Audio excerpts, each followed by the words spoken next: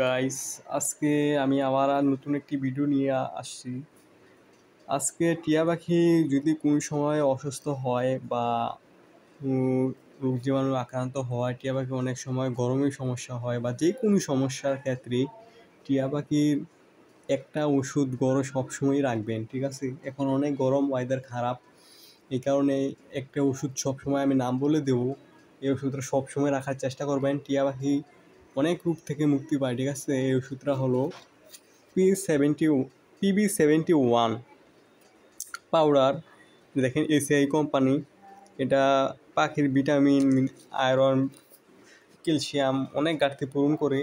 আবার হজম শক্তি, গ্যাস্ট্রিকের যত সমস্যা আছে, ব্যথা, এটা মানে অলরাউন্ডার একটি প্রোডাক্ট, ঠিক আছে? একবার অল্প দাম, মাত্র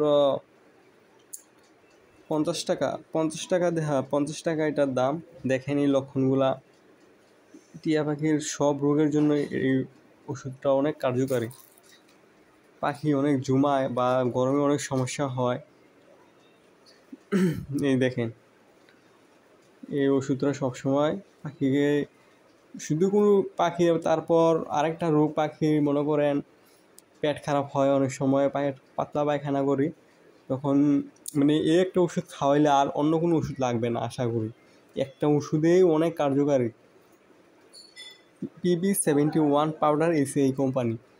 এই ওষুধ বাজারে যে কোনো ওষুধের দোকানে পাবেন। একবারে দাম বেশিও না, মাত্র যদি পেট খারাপ হয়, পাখি অনেক সময় এই সবুজ পায়খানা করে, তখন এই ওষুধটি 2 থেকে 3 দিন বা 4-5 দিন টানা খাওয়াবেন, পানির সাথে মিক্স করে, দেখবেন অনেক কার্যকরী এই ওষুধটা। পাখি অনেক চঞ্চল থাকে, সবসময় এই ওষুধটি সবসময় সাথে রাখবেন, তাহলে টিয়া পাখি আর কোনো রোগ জীবাণু আক্রান্ত হবে না। টিয়া পাখি অনেক সুস্থ এবং হেলদি থাকবে, ঠিক আছে?